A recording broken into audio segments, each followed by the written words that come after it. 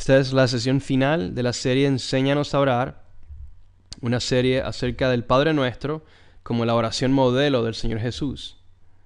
Y en esta sesión 10 vamos a hablar de la doxología, que es esa frase final en el Padre Nuestro, porque tuyo es el reino y el poder y la gloria para siempre. Amén.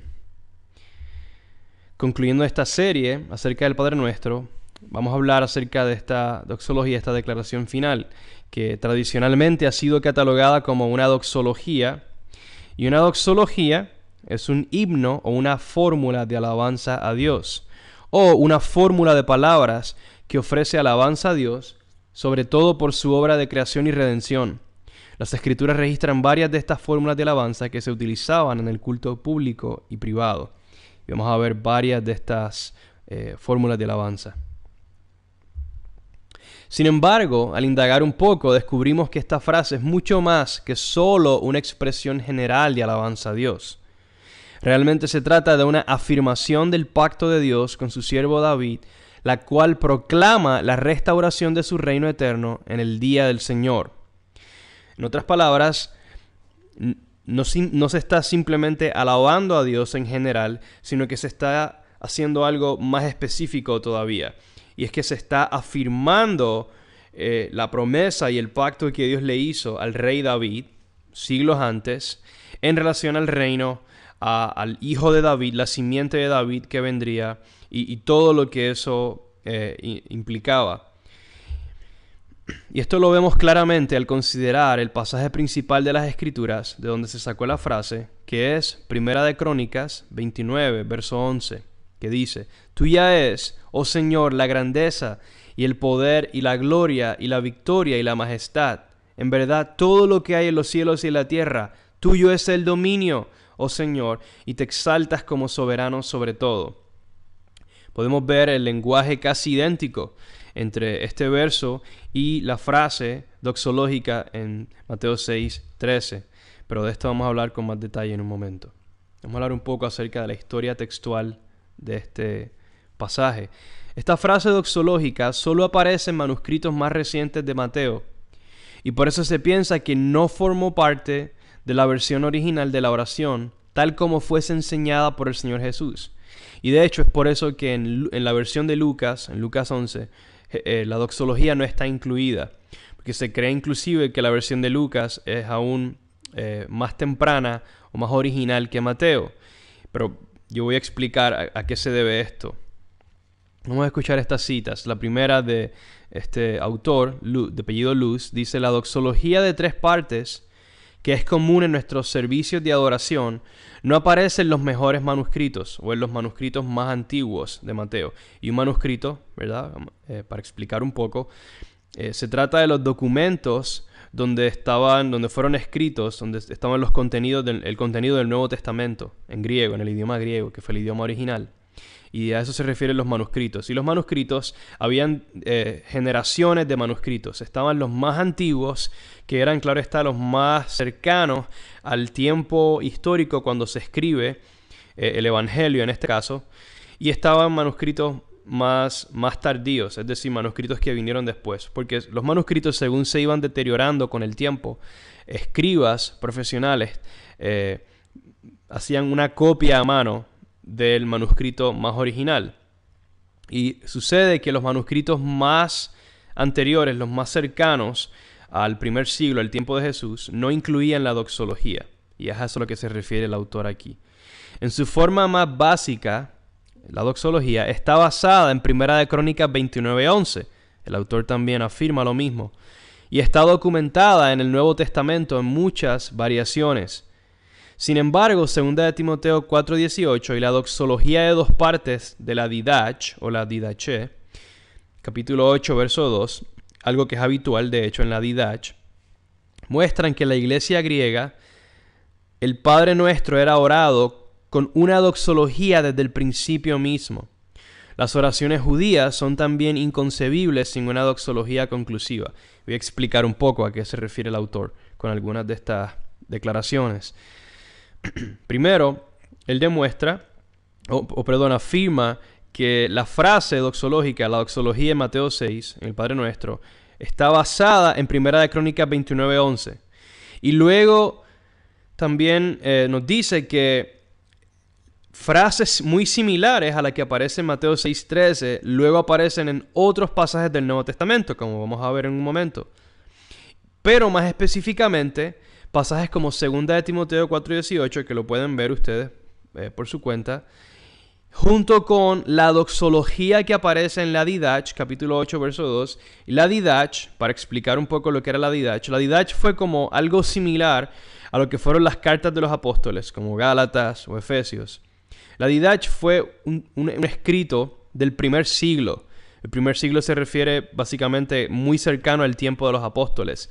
E inclusive el título más completo de este documento era La enseñanza del Señor Jesús a los gentiles por medio de sus 12 apóstoles. Ese era el título completo de este documento.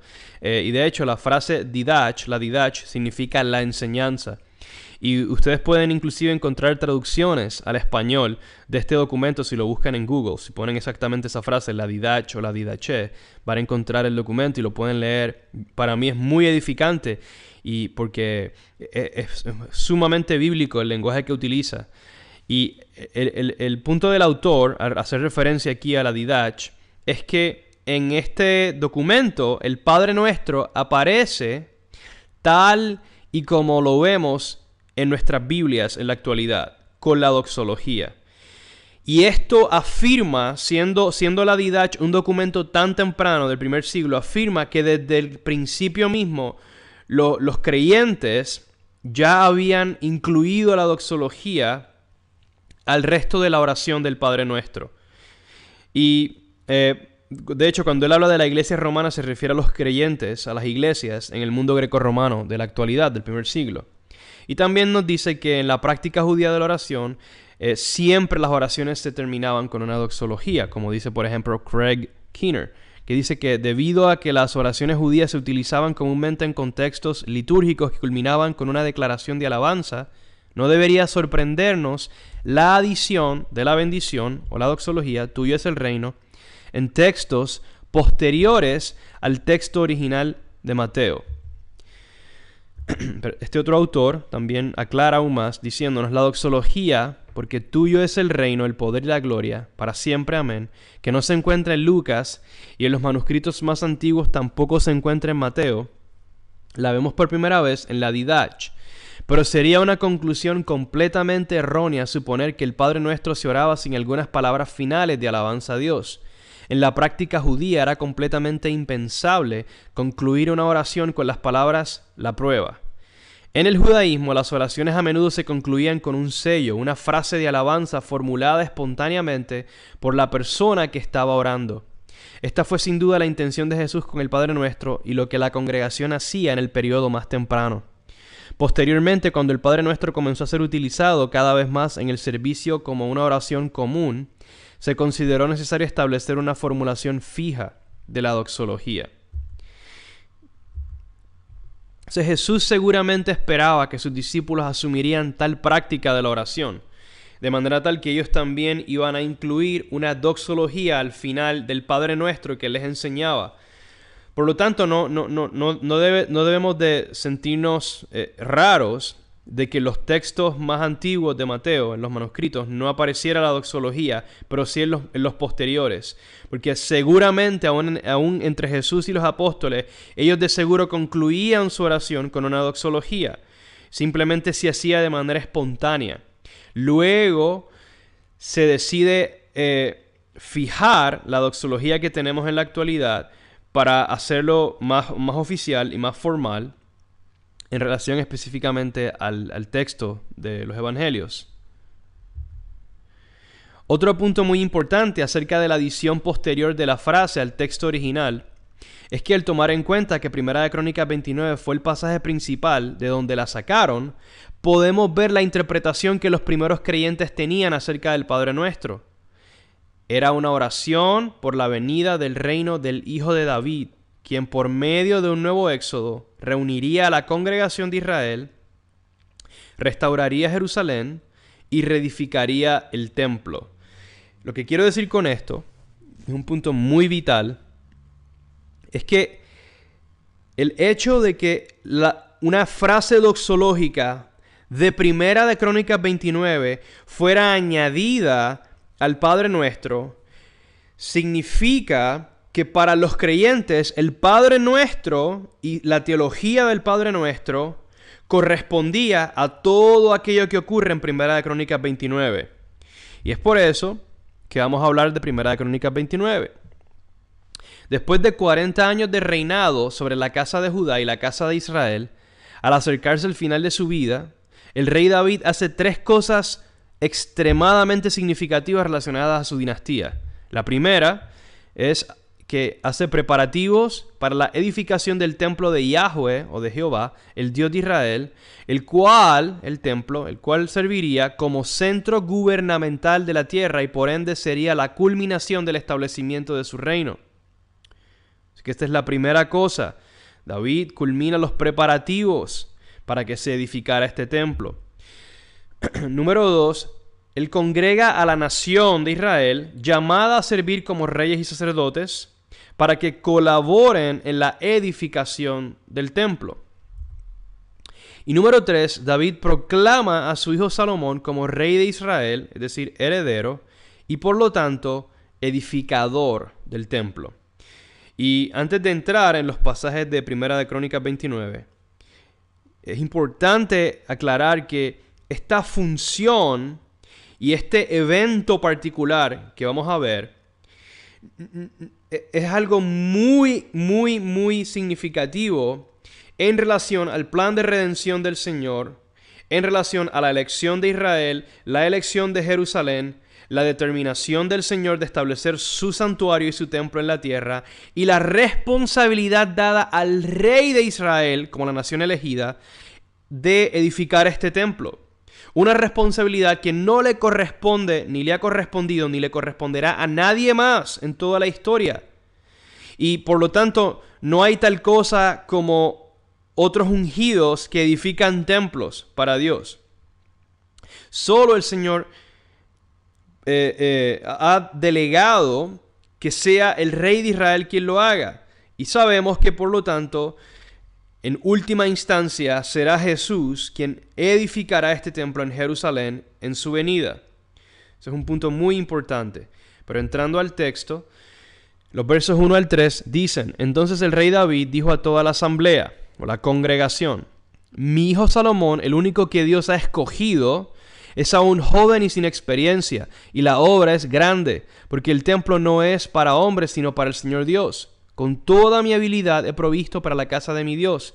Además, en mi amor por la casa de mi Dios, el tesoro que tengo de oro y de plata, lo doy a la casa de mi Dios, además de todo lo que he provisto para la santa casa. Aquí David proclama a Salomón como el escogido de Dios para heredar el trono y como aquel que edificaría el templo del Señor, la casa del Señor. Y luego David declara que él ha consagrado todas las riquezas que ha acumulado por medio de sus batallas y sus campañas militares, y él lo ha consagrado al Señor para la edificación de su casa. Eso es algo muy significativo y de hecho está relacionado a un punto que David menciona más adelante en su oración, porque fue el Señor quien le dio las victorias militares para obtener tales riquezas. Por eso que de lo que el Señor le había dado, ellos entonces lo consagraban de vuelta al Señor.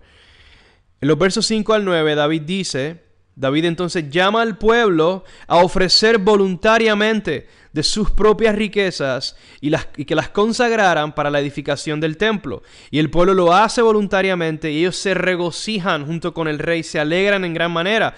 Y su regocijo no era simplemente algo casual, es porque ellos entendían la magnitud y el peso de lo que estaba ocurriendo en este momento en relación al templo.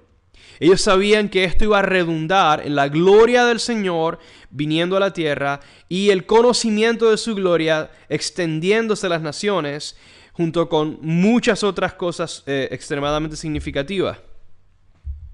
Vemos, por ejemplo, que es ese contexto en el que David ora de la siguiente manera, en los versos 10 al 20.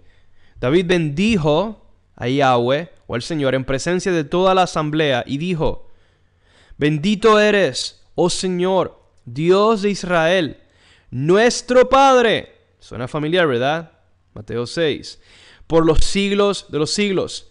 Tuya es, oh Yahweh, la grandeza y el poder y la gloria y la victoria y la majestad. En verdad, todo lo que hay en los cielos y en la tierra. Tuyo es el dominio, te exaltas como soberano. De ti proceden las riquezas. Tú reinas sobre todo, en tu mano está el poder, la fortaleza. Y David luego dice, te damos gracias, Señor, alabamos tu nombre. ¿Quién soy yo? ¿Quién es mi pueblo para que demos tan generosamente? Y él afirma, de ti proceden todas las cosas, de lo recibido de tu mano te damos. Tú mismo nos has dado el poder para acumular estas riquezas y estas riquezas entonces las consagramos a ti. Porque somos extranjeros y peregrinos delante de ti. Esta parte final es muy importante. Somos extranjeros y peregrinos delante de ti, como lo fueron todos nuestros padres. Como una sombra son nuestros días sobre la tierra y no hay esperanza. Es decir, no hay esperanza de vida eterna aparte de la resurrección. David, es muy importante reconocer que David tenía claro que lo que está ocurriendo aquí era de carácter temporal debido a su propia mortalidad y a la mortalidad del pueblo, y por lo tanto, aunque era algo sumamente significativo en relación al propósito eterno del Señor, más que nada apuntaba a un cumplimiento futuro basado y relacionado, repito, a lo que estaba ocurriendo en su generación, pero que no era en sí mismo. Es decir, lo que estaba ocurriendo en su generación no era en sí mismo el cumplimiento eterno o final. ¿Por qué? Porque ellos apenas habían solo recibido una administración temporal que aguardaba la redención del Señor y que el Señor le concediera al pueblo vida eterna por medio de un hijo de David que vendría. Y para los profetas, para David, aún para Moisés mismo y las generaciones más antiguas, ellos no eran ignorantes. Ellos no eran completos ignorantes que no tenían idea de qué era lo que estaba haciendo Dios y cómo lo iba a hacer. Ellos tenían un entendimiento muy claro y sólido. Y claro está, el Señor va aclarando y revelando y se lleva a cabo una revelación culminante en la venida del Mesías y en su muerte, resurrección y ascensión y en el don del Espíritu, que aclara cómo finalmente Dios iba a llevar a cabo lo que había prometido que iba a llevar a cabo, pero ellos sabían lo que Dios iba a hacer. Ellos sabían cuál era su rol y su responsabilidad como pueblo. Y eso es tan importante reconocerlo, y David estaba consciente de eso aquí en Primera de Crónicas. En los versos 16, David continúa orando al Señor. Él reconoce que la abundancia les ha sido dada por Dios y que todo es del Señor. Que el Señor probaba sus corazones en cuanto a su fe y su esperanza en Dios. Y el que ellos fueran aprobados, pasaran esa prueba, estaba determinado por su generosidad y su ofrenda en relación al templo. Luego David en el verso 18 afirma que esto estaba basado en el pacto con Abraham, Dios de nuestros padres, Abraham, Isaac, a quien Dios le prometió la tierra y por medio de quien prometió que bendeciría a las naciones. Eso es importante en relación al templo, que luego es llamado una casa de oración para todas las naciones. Y él ora por el pueblo y ora por su hijo Salomón. Luego exhorta a la nación a bendecir al Señor y todos se postran delante del Señor y delante del rey David. Es esencial que todo esto informe nuestra interpretación de la doxología en el Padre Nuestro y de hecho de toda la oración, como mencionamos en una sesión anterior. Si el pasaje es acerca de David, su reino, el templo y su hijo Salomón, entonces la frase en particular corresponde a eso. Es decir, está relacionada a David y a su reino. El reino que David dice que es del Señor, tuyo es el reino que Yahweh le ha concedido a David, el trono que él le ha concedido desde el cielo. De igual forma con el templo y con el heredero, a quien el Señor recibiría como su propio hijo. Por eso, como dije hace un momento, la frase es una afirmación del pacto de Dios con su siervo David, la cual proclama la restauración de su reino. Esto se debe a que era por medio del reinado de David como siervo y mediador que Dios ejercería desde el cielo su dominio sobre la tierra. Esto es muy significativo. Y en sesiones anteriores, de hecho, de esta serie, hemos hablado acerca de esto. Así que yo les exhorto a que, si lo desean, examinen o revisen esas sesiones anteriores acerca del templo, específicamente la sesión donde hablamos de la frase como en el cielo, así en la tierra. Hablamos de este tema con un poco más de detalle. La frase de alabanza a Dios, da alabanza a Dios y proclama la esperanza de Israel, de que Jesús, el hijo de David, vendrá para sentarse en el trono de David su padre, para reunir y congregar a las 12 tribus de Israel como la nación santa y real sacerdocio, y para disponer de las riquezas de las naciones a fin de restaurar el templo de Jerusalén, que será para siempre la casa de su padre. Es muy simple y es muy directo lo que se nos dice por medio de esta doxología. Y si nosotros lo podemos apreciar de esta manera simple y directa, verdaderamente es una fuente de gozo y de ánimo para nuestro corazón y de fe. Y los pasajes que tengo incluidos en paréntesis se supone que afirmen aún más esto. En Lucas 1, un pasaje tan importante, donde cuando el ángel Gabriel se le aparece a María, él declara que ella habría de dar a luz al hijo de David, el hijo de Dios, y que él se sentaría en el trono de su padre David. Muy, muy simple, pero muy poderoso a la vez. En 1 Corintios, el apóstol Pablo nos da aún mayor claridad al describir el proceso por el cual el Mesías, el siervo del Señor, someterá a sus enemigos a lo largo de los 1000 años, pueden ver Apocalipsis 20 para eso, así como su padre David sometió a los suyos a fin de consagrar el reino a Dios, al Dios y Padre en los cielos. 1 Corintios 15, 21 y 28 dice: porque ya que la muerte entró por un hombre, también por un hombre vino la resurrección de los muertos. Porque así como en Adán todos mueren, también en Cristo todos serán vivificados en su venida. Pero cada uno en su debido tiempo, en su debido orden, perdón. Cristo, las primicias. Luego los que son de Cristo en su venida. Entonces, es decir, después de la venida, entonces vendrá el fin. ¿El fin de qué? De los 1000 años. Eso luego se ve claramente en la revelación del apóstol Juan, en Apocalipsis.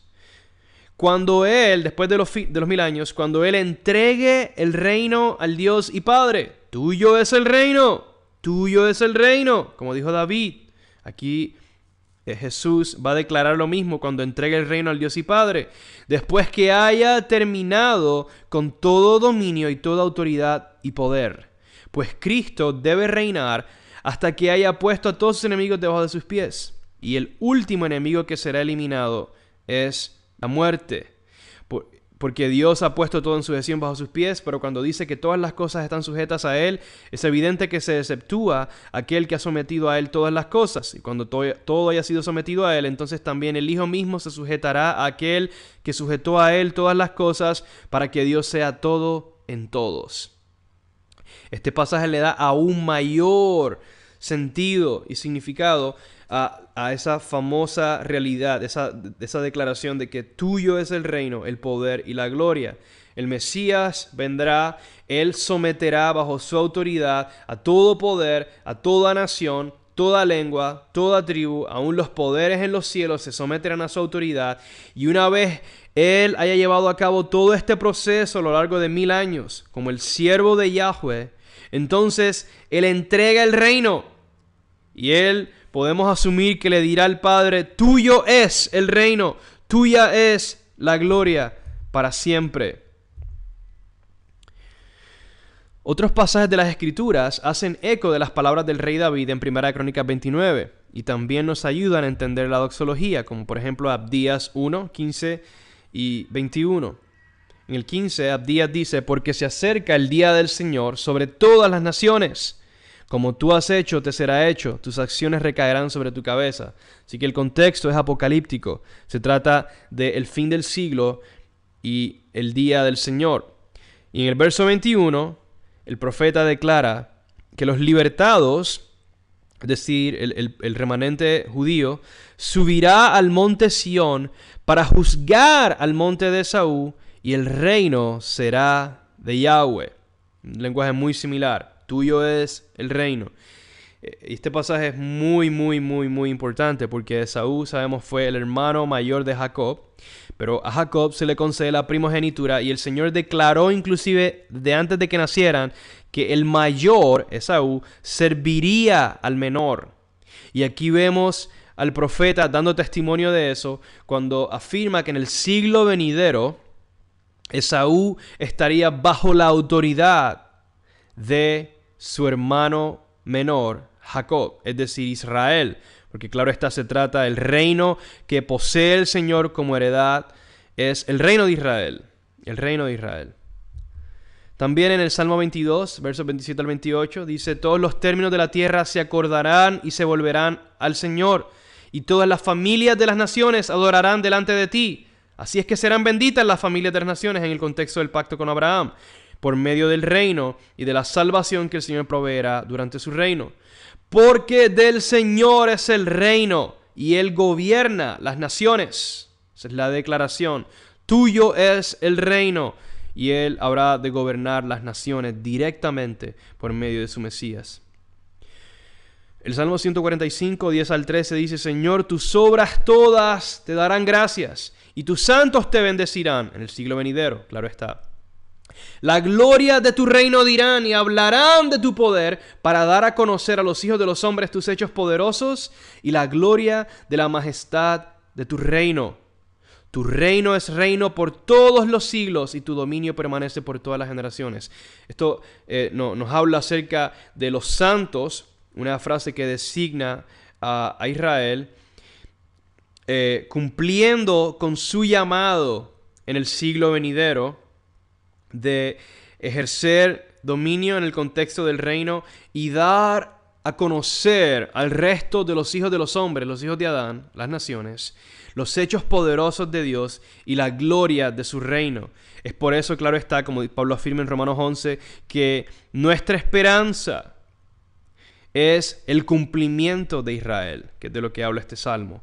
Es decir, la restauración de Sión, de Jerusalén, la salvación de Israel para la gloria de Dios y el beneficio de las naciones.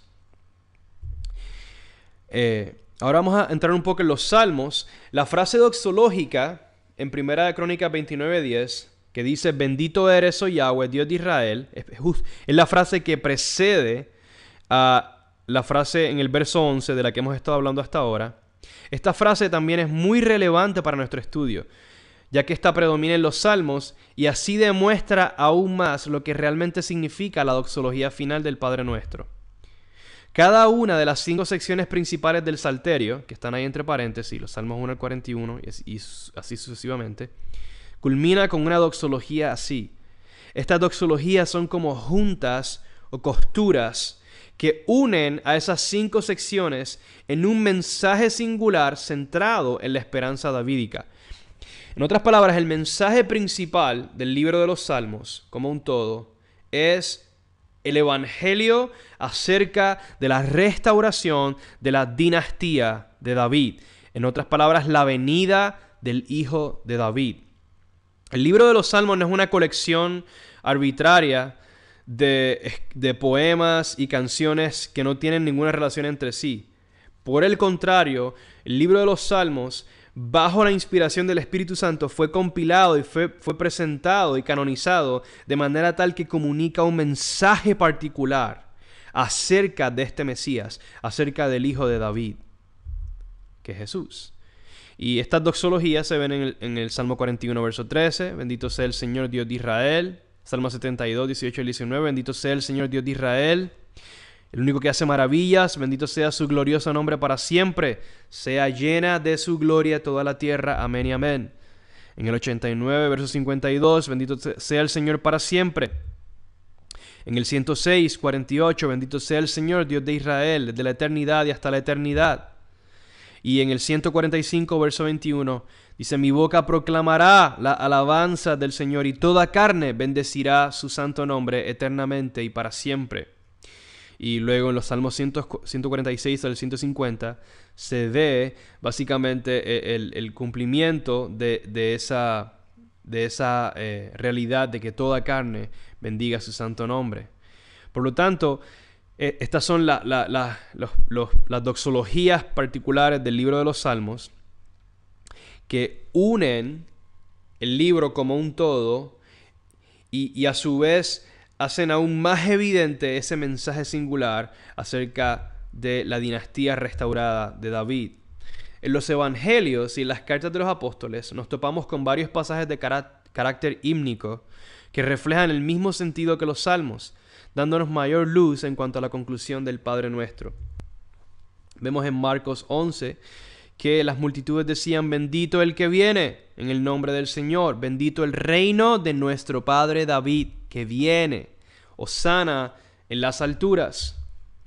En Lucas 1, bendito sea el Señor, Dios de Israel, que nos ha visitado y ha traído redención para su pueblo y nos ha levantado un cuerno de salvación en la casa de David, su siervo. Se afirma lo mismo. Juan 12, hosana, bendito el que viene en el nombre del Señor, el Rey de Israel. Luego vemos en Romanos 9, 4 al 5, Pablo afirma que a los israelitas, al pueblo de Israel, les sigue perteneciendo la adopción como hijos, la gloria, los pactos, la promulgación de la ley, el culto y las promesas, de quienes son los patriarcas y de quienes según la carne procede el Mesías, el Cristo, el cual está sobre todas las cosas, Dios bendito por los siglos o para siempre. Amén. En Romanos 16, 27, Pablo dice: al único y sabio Dios, por medio de Cristo Jesús, sea la gloria para siempre. Amén. Gálatas 1, 4 y 5 dice que Él mismo se dio por nuestros pecados para librarnos de este presente siglo malo, conforme a la voluntad de nuestro Dios y Padre, a quien sea la gloria por los siglos de los siglos. Amén. En Filipenses 4, 20, a nuestro Dios y Padre sea la gloria por los siglos de los siglos. Amén. Luego vemos en 2 de Timoteo 4:18, que mencioné anteriormente, donde dice: el Señor me librará de toda obra mala y me traerá a salvo a su reino celestial. A Él sea la gloria por los siglos de los siglos. Amén. Solo para aclarar, la frase reino celestial, Pablo no está diciendo que el reino es el cielo. Él simplemente está diciendo que el reino viene del cielo. En otras palabras, es establecido por el poder y la autoridad de Dios desde los cielos. Y es de hecho por eso que se le llama en el Evangelio de Mateo el reino de los cielos. Y todas estas frases, como la siguiente en 1 de Pedro 1, 3 al 4, y la que vamos a leer a continuación, hacen eco de la doxología que vemos en Mateo. Y todas están relacionadas a lo mismo: la restauración del reino de David, como ya hemos visto. 1 de Pedro dice: bendito sea el Dios y Padre de nuestro Señor Cristo Jesús, quien según su misericordia nos ha hecho nacer de nuevo a una esperanza viva, mediante la resurrección de Jesús de entre los muertos, para obtener una herencia incorruptible, inmaculada y que no se marchitará, reservada en los cielos para ustedes. 1 de Pedro 4:11 dice que Dios sea glorificado mediante Cristo Jesús, a quien pertenecen la gloria y el dominio por los siglos de los siglos. Amén. Y esta doxología, como veremos ahora, es una doxología apocalíptica. En otras palabras, lo que proclama y por lo que alaba a Dios es por su salvación y la manifestación y establecimiento de su reino en el día del Señor, como vemos en el libro de Apocalipsis. El enfoque apocalíptico de esta doxología es confirmado también por el testimonio profético de Juan, a quien se le confió la gran revelación acerca de la verdad de Dios en cuanto a sus pactos y promesas para con Israel y para el beneficio de las naciones. Apocalipsis 4:11 dice: digno eres, Señor y Dios nuestro, de recibir la gloria y el honor y el poder, porque tú creaste todas las cosas y por tu voluntad existen y fueron creadas. Y aquí, aunque la palabra reino no aparece, se asume, porque gloria, honor y poder siempre estaban relacionados al carácter gubernamental del reino. En otras palabras, es una manera indirecta de decir: tuyo es el reino. Lo mismo se ve en capítulo 5, verso 13, Oí decir a toda cosa creada que está en el cielo, sobre la tierra, debajo de la tierra y en el mar y todas las cosas que hay en ellos, al que está sentado en el trono y al Cordero sea la alabanza, la honra, la gloria y el dominio por los siglos de los siglos. Capítulo 7, verso 12. Amén. La bendición, la gloria, la sabiduría, la acción de gracias, el honor, el poder y la fortaleza sean a nuestro Dios por los siglos de los siglos. Amén. Continuamos con capítulo 11, versos 15 al 17. El séptimo ángel tocó la trompeta y hubo grandes voces en el cielo que decían: el reino del mundo ha venido a ser el reino de nuestro Señor y de su Cristo. Él reinará por los siglos de los siglos. Y los 24 ancianos se postraron y adoraron. Y repito, la idea en estos pasajes es exactamente la misma que vemos en Mateo 6. Y simplemente nos pintan una imagen aún más clara de lo que se trata esa doxología. Apocalipsis 12, verso 10 dice: entonces oí una gran voz en el cielo que decía: ahora ha venido la salvación, el poder y el reino de nuestro Dios y la autoridad de su Cristo, porque el acusador de nuestros hermanos, el que los acusa delante de nuestro Dios día y noche, ha sido arrojado.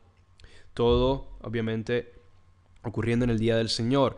Capítulo 19, verso 1. Después de esto oí una gran voz de una gran multitud en el cielo que decía: aleluya, la salvación y la gloria y el poder pertenecen a nuestro Dios. Así que vemos como todas estas frases nos aclaran más y más el significado de la doxología en Mateo 6. Todas están relacionadas y todas apuntan a lo mismo: la restauración del reino de David por medio del Hijo de David en el día del Señor. Para concluir, a lo largo de esta serie hemos visto que el Padre Nuestro resume el carácter o la teología bíblica de la oración, lo que es la oración en la Biblia. En otras palabras, todo lo que se enseña acerca de la oración a lo largo de toda la Biblia es presentado de manera simple y directa en este famoso pasaje.